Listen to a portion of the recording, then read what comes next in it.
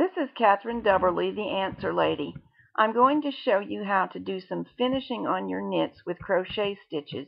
Even if you are not a good crocheter now, this is something you can learn very easily, and it'll have a wonderful effect on your knitwear. This is a knitted piece of fabric. I cast on using a chain stitch method, knitted the length of it, and bound off using a chain stitch method. If I know that I'm going to finish with crocheting, I like to use these methods because the holes that I'm poking into now are clearly the ones that you would want to use to crochet into. The chain stitch method makes it very, very easy to find.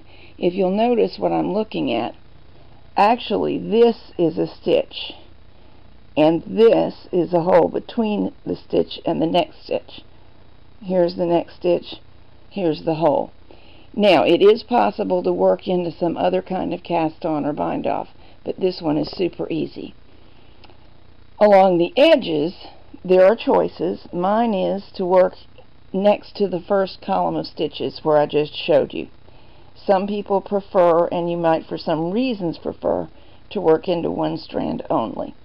I like the security and beefiness of this for most purposes, not every purpose.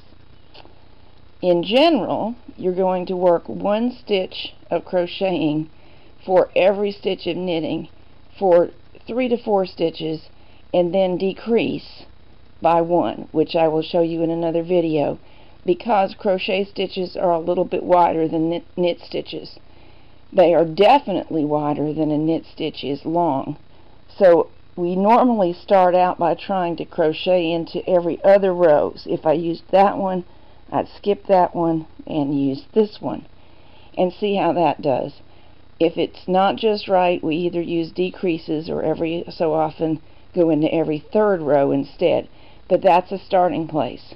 And what is all of this going to accomplish? Well, you see how these edges roll.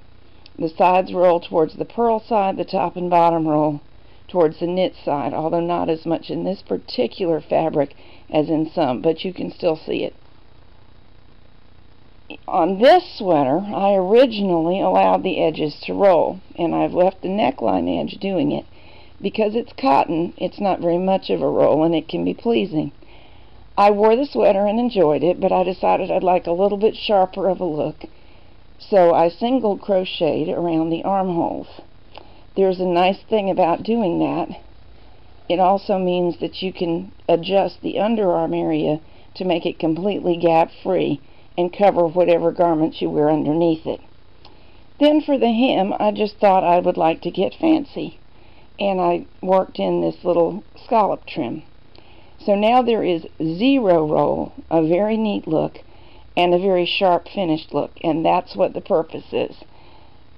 We're going to make several small videos showing you the options, and you can consult them one at a time.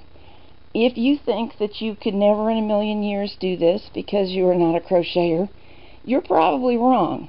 As a knitter, you have most of the skills necessary. You just need to expand them a little bit. First, I'm going to show you the slip stitch video. I'll see you on that film.